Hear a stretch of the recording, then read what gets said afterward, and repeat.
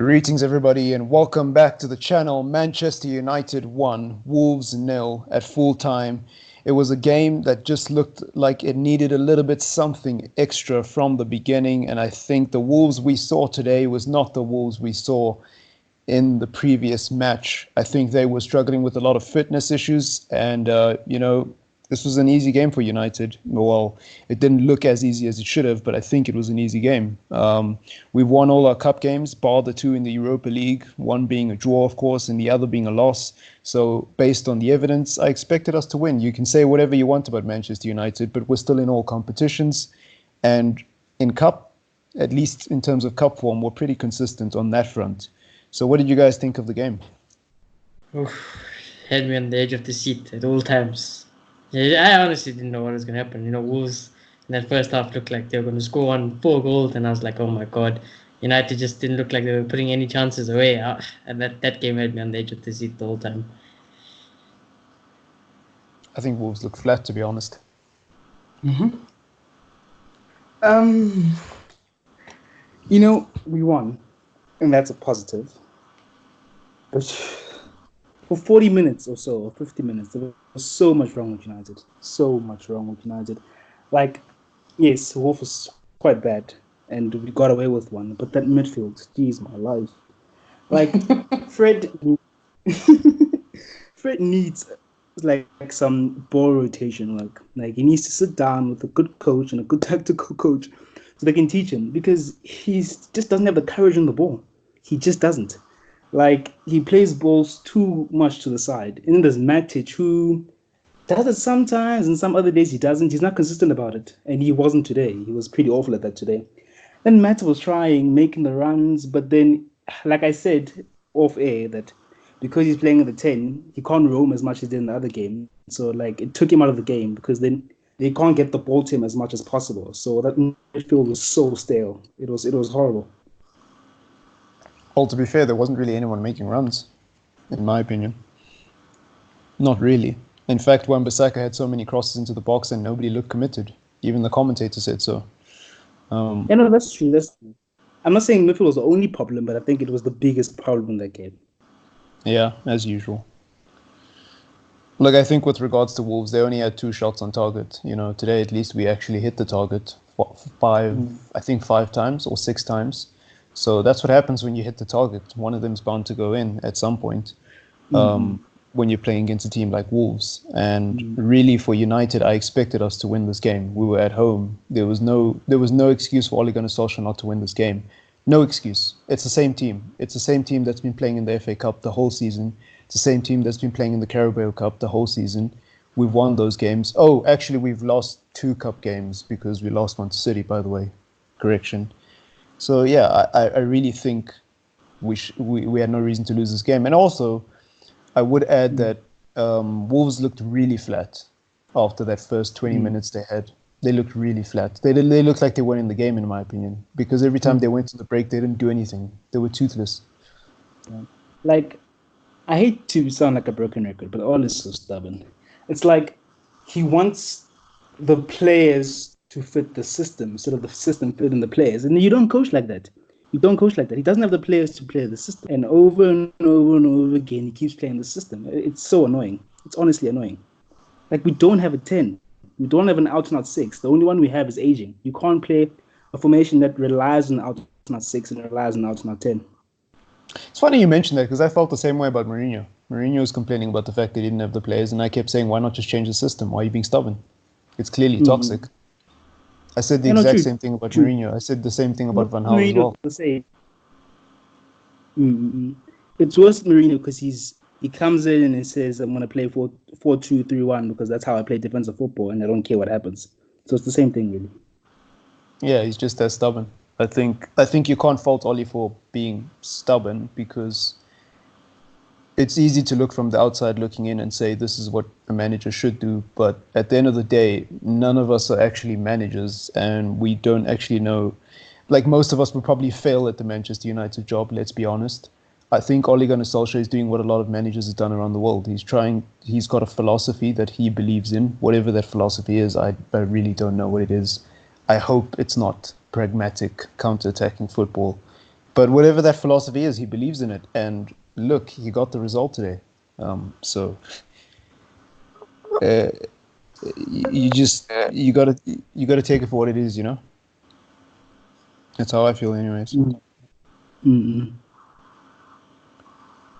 But yeah, I don't know what else there is to say about this game. I honestly think the one before this one was a bit more exciting because Wolves were in it, you know, the whole game. Yeah, they're in the final third. They weren't that good, but towards, Yeah. I would say, the middle of this game, it felt dead.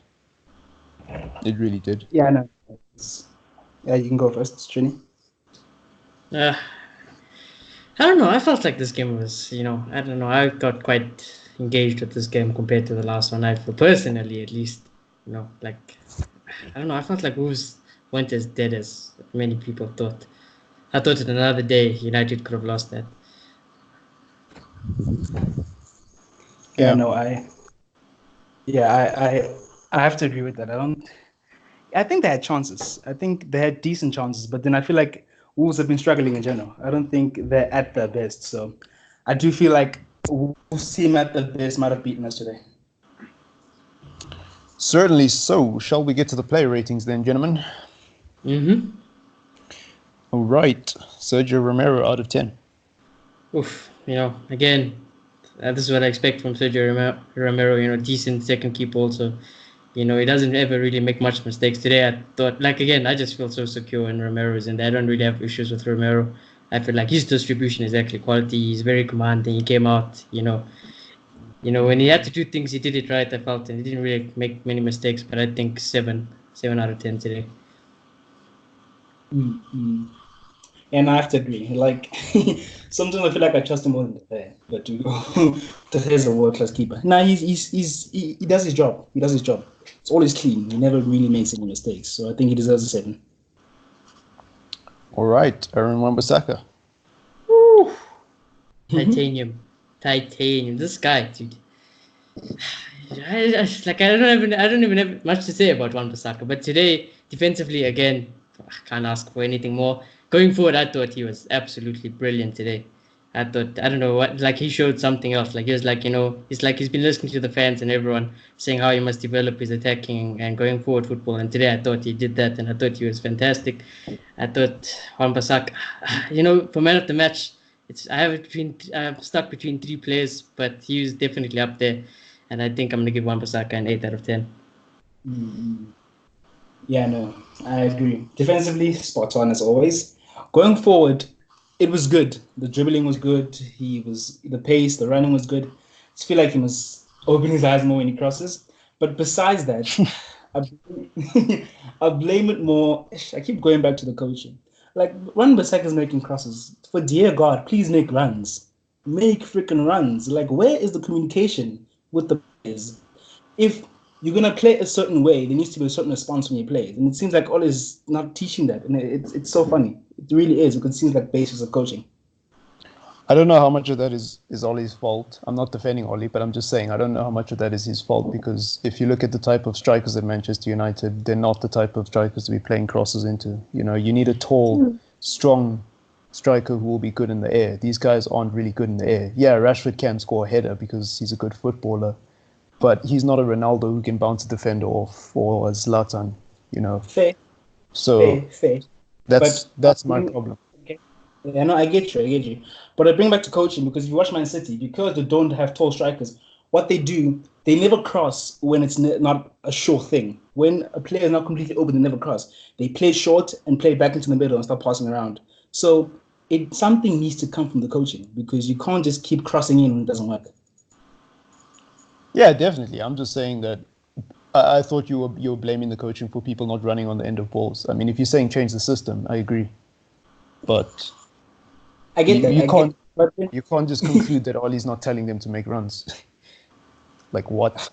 I get what you're saying, Marcus. But then, if you are going to make crosses, it needs to be second nature to run. It needs to be taught like a pattern. You watch all these big teams like a pattern. That's how it needs to be taught. And it seems like you're always not doing that, to be honest. Yeah, and also to make a weird example, I think also a good thing Moloto pointed out, even in my Indo team, You know, we won't have tall strikers, and even though you hardly ever really score headers, but when we do put in a cross, it's like that low one, and it finds its way somewhere, and always someone's making a run towards the end of it and trying to get a foot in and putting it in the back of the net. And I think, you know, the United strikers, they don't read the crosses too well. And like runs into a box have always been a problem with this club. I don't know why. Numbers, we don't put enough numbers into the box. Okay, that's an interesting point. Anyways, did you give Wan-Bissaka a rating? It was a decent game. I'll give him a 7 as well. 7 and an 8 for Wan-Bissaka. Lindelof out of 10. I'm gonna keep it plain. Forward, I thought he was the worst out of the back four. Not bad. Don't get me wrong, he's solid. But I just thought out of the back four, he was the worst out of the lot. And you know, I thought he's gonna get the standard 7, kept the clean sheet. You know, every time the ball goes in the air and he has to hit it, it gives me nightmares because I just don't have faith in him hitting that ball away. But yeah, you know, he kept the clean sheet. He was solid. He did what he was asked. So 7. You know, besides the headering thing, I just don't know Lindelof was wrong. Like, I Yeah, think that's the thing. he's Like, it doesn't really do much wrong besides that headering. because I watched these long balls Maguire plays that go nowhere, and then when Lindelof plays them, they've got accuracy. And then besides that, his tackling is good, his marking is good. Like, he's been a better defender. And the other guy cost 80 million, which is quite funny. So I think he deserves a 7. 7's all around for Lindelof. That's an interesting opinion. Definitely a controversial one. Get down in the comments down below whether you agree or disagree. Harry Maguire out of 10. Woo! Man was like Harry Beckenbauer today, fam. Woo! That is the Harry Maguire I want to see every week. That guy, he showed leadership today. He was just ruthless. He played the ball out the back. He was just clean. Everything. He did nothing wrong today. Going Even back, that tackle, when he had to make, that was a foul. That But it last was a nice tackle. tackles, exactly. And I want this comeback player now and then. What he did there, I had no faults. It was sad to see he get a yellow card because it was his first offense. But like I said, I'll take that every day of the week. You know, he's also contender of man of the match. I'm gonna give Maguire an 8 as well. Yeah, no, the last has been better, I must say. As much as I've been watching Lindelof, I must say Maguire has been better. It seems like he's getting back to his best. So I think I'll give him a 7. 7 and an 8 for Maguire. Brandon Williams on the left. I keep forgetting about him. This kid, you know, like I said, I know he's young. I know we're asking a lot of him. And that's why he was my man of the match today. I'm going to give him a 9. I thought going forward again, he's just so good going forward as well. He drives, he runs. He looks like he has pace for days, and I expect that from a young kid. Defensively solid. I'm actually surprised Traore didn't go much at him. That was a big surprise to me tactically from Wolves. But yeah, I couldn't ask anything more from Williams. He did exactly what I wanted going forward again. Like I say, amazing defensively, amazing. This kid at his age in a game like this to come up and step and put in a performance that's world class performance today. So I'm going to give him a 9, and he's my man of the match. Yeah, like he's good, eh? Like he's one for the future there. Like I think maybe Shaw at his best, which is very rare, at his best is a little bit better defensively, but then most name again, Brandon Williams is good defensively. He's amazing going forward. Like he's the total package, and I think he deserves an 8. Interesting. 8 and a 9 then for Brandon Williams. Nemanja Matic, what are you guys giving him out of 10? Yeah, you know, I've been giving so much praise to Matic over the last games, and then it seems like I've gone and fucking jinxed it. It wasn't bad, but it wasn't the performance that Matic has been given in the recent games. For me, Matic was 50-50 today. Either did something well, or did something horrible, and Wolves could have scored, and we could have been paid. I mean, those mistakes could have been made us pay. But yeah, I'm gonna give Matic a 5. It was 50-50 for me today. Yeah, it was back to side match, side to side, everything side to side. I saw this one instant when Matt made a run and Greenwood made a run and Fred made a run, and he passed to none of them. I was like, "What are you doing, mate?" So yeah, I don't think it was good at all. Like there was this part where he was telling the players to calm down and play slowly. Yes, I get to do that in matches, but then that just says a lot about the ball rotation. When you see players doing that, you know that rotation is not taught properly. So, I can't blame him for that, but I don't think his performance was amazing. So I'll give him a 5. All right. A unanimous 5 for Nemanja Matic. Fred, out of 10. Fred in the first half I thought was extremely poor. Second half he got a bit better, but I've got nothing really much to say on Fred. I thought it was average from Fred, so I'm gonna give him a 6, average performance.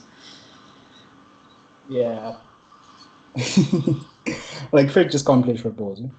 I think, as I alluded to at the start of the match, at the start of the press conference, that it's down to coaching and it's down to lack of experience. So he just can't do it. What he can do is play long balls, but there was just no runs for long balls today. So it just looked like he was doing nothing. So I think 5 as well. And also, he should be banned from shooting. Yeah, he definitely Mata. needs to be banned. Mata, he got the goal. I was actually surprised he played the full game, but I'm guessing Oli is not going to play him in Liverpool then. And I personally would have played Mata in Liverpool, but now that he played the full 90, I just don't see him playing against Liverpool in a game like that. I don't know what's he going to do. I hope to see Mata play. I don't know if he's going to be fit enough, and that's not his fault. Age does come. He's a quality player, as you can still see. He can still pass a ball. He still got vision. He still got a first touch, that's for sure. He got the goal today. He actually did well. Him not having the pace still to go 1-on-1 showed experience and composure at the finish, and I was very impressed. I'm going to give Mata an 8. Mm-hmm. Yeah, like Mata on the ball is genius. On the ball is genius. But what I saw is that I remember under Mourinho kept playing on the right. I'm like, why are you playing on the right? Because we all think his best position is in the 10. But I can see why Mourinho is doing that now. Because I feel like he just doesn't have the pace to play in the middle anymore, as ironic as that sounds. And from the side, he can roam a lot and make a lot of spaces. And when he gets the ball, he can make something happen. Today, it felt like the ball wasn't getting to him enough. And it felt like it was too compact in the middle. So he couldn't really do much. But then when he did get the ball, he did make more chances than the rest of the midfield did. And he did score the goal. So I think I'll give him a 7. All right. Thanks for the tactical breakdown. The football 101 there. On the right, was it Pereira who started? Wait, no, it was Greenwood, right? Greenwood, yeah, out of 10. Yes, felt like Greenwood wasn't even there, and the only thing I remember from Greenwood in this game was when they chipped it over the top and he just laid it back for Martial to take a shot from out range. But other than that, I didn't see Greenwood in the game. Usually I expect him to create something out of nothing. But today I thought he wasn't helped, as it's a broken record. He wasn't helped today at all. I felt like his position. I didn't even know what position he was even playing at the start. It looked like 4-2-2 all he was playing, and I just thought this game was a bit hard for Greenwood to play in. And this guy was left for dead. And I don't want to blame him too much, but I'm going to give him a 5, below average. And he really didn't do anything. And I'm Greenwood FC, and I am Greenwood FC. So I'm just being honest, Yeah.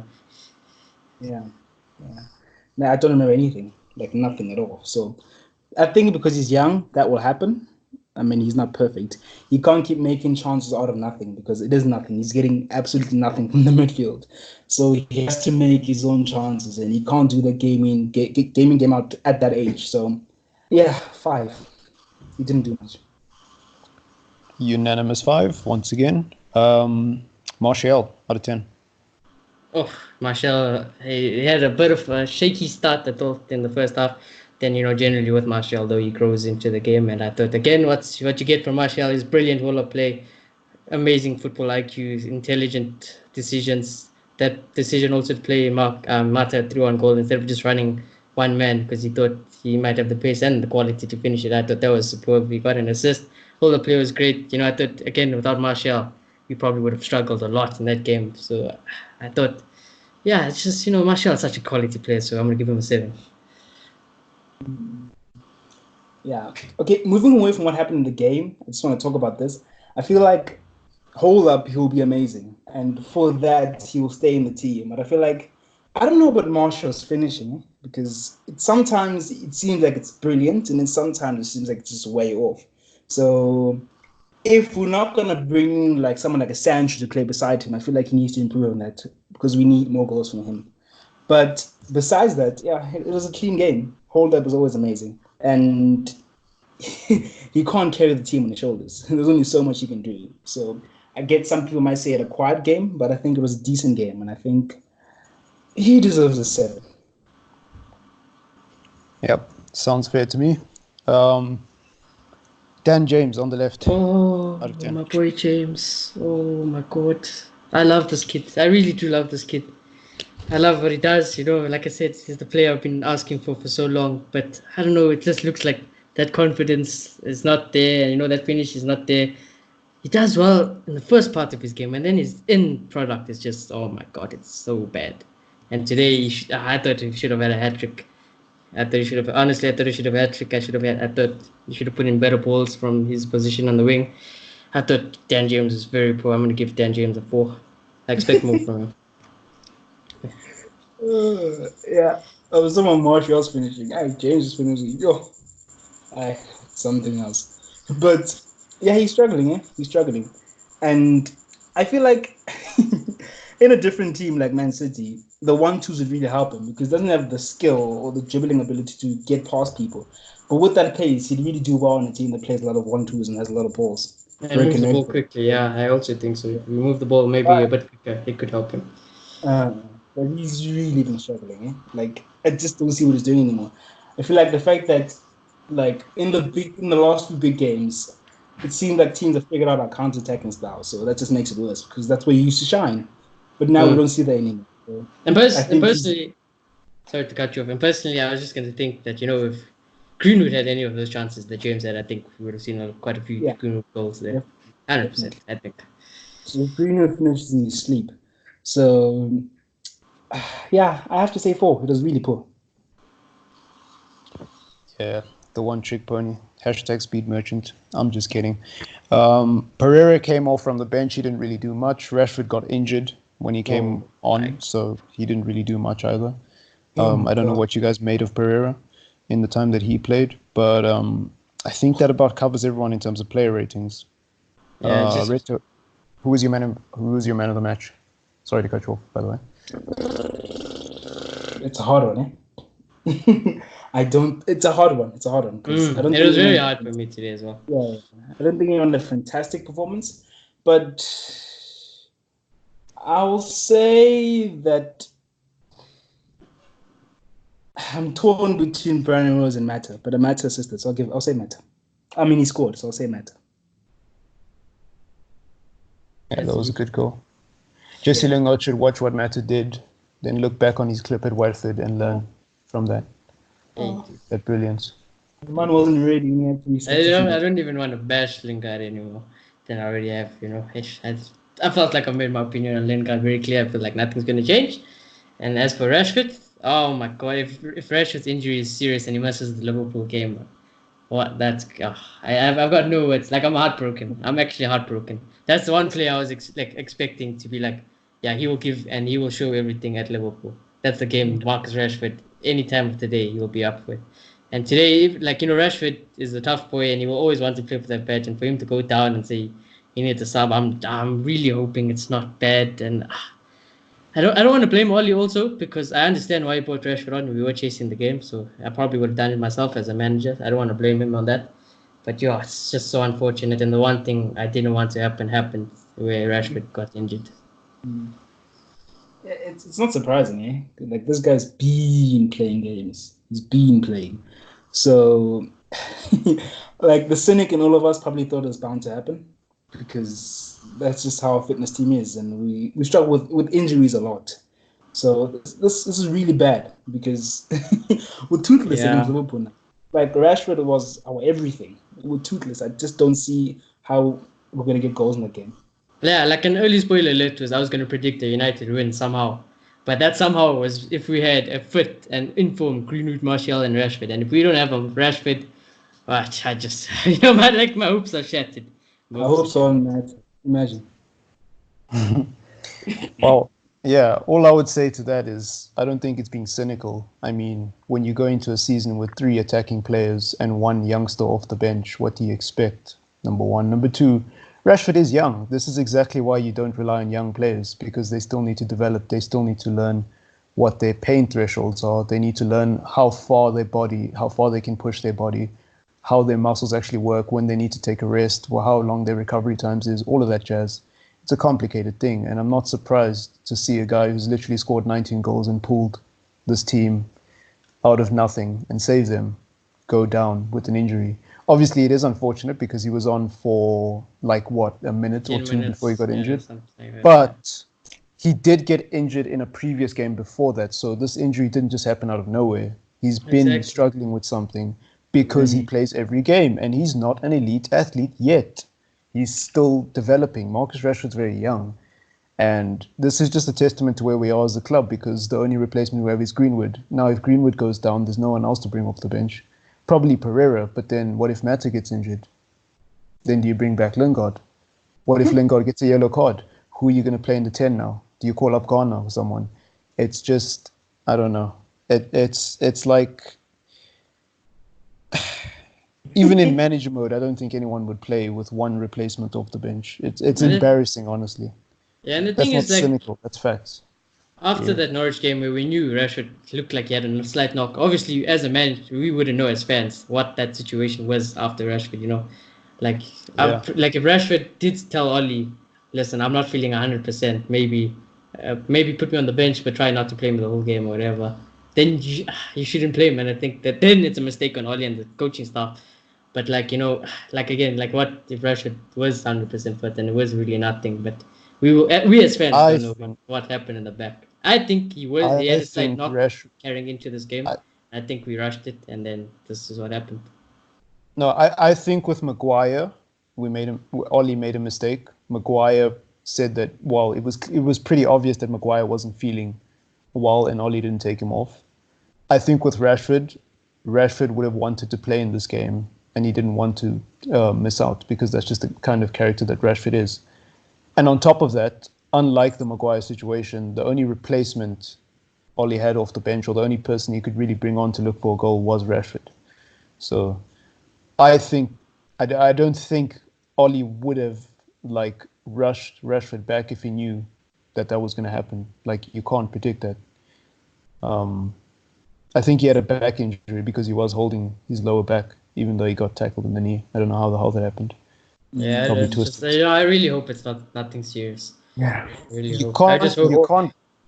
You can't predict something like that as a manager.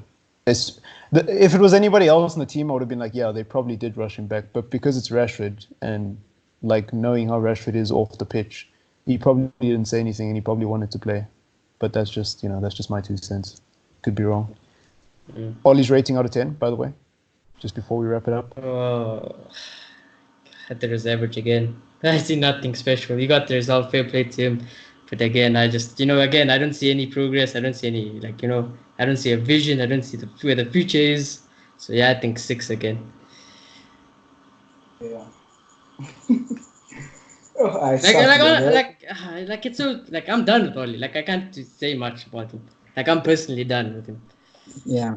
No, I agree. But we just don't even bother saying anymore because we're just tired. It's so hard to be Ollie right now because I feel like, yes, maybe he's trying to play a more possession-based game and try to play football. I feel like he's trying to draw into that a little bit more nowadays, but he just doesn't have the personnel. He's in such a difficult position, and then he's agreeing with all these owners. It takes time, the right player, but your ass is going to get fired. So the money is there. We're just waiting. I can't. Yeah, I really feel so. But he won the game. I'll give him a negative rating, but it was quite bad. So I'll give him a 3. Interesting. 3 and a 6 for Ollie Gunnar Solskjaer. So I think that about wraps it up, unless you gentlemen have anything else you would like to put on the table. Glory, Man United. We into the next round. That's not all doom and gloom. Let's go and try to beat Liverpool somehow. If there ever is a club who can do it, it's us, and we'll see you in the preview, I guess. Yes, sir. Please do enjoy the rest of your evening, the rest of your morning, the rest of your afternoon, whenever you're listening to this. Leave a like, subscribe, and get in the comments. Oh, wait. Also, I just want to say a personal thank you for 30 subscribers. Yeah. You got to start somewhere. But peace out, and thanks for listening.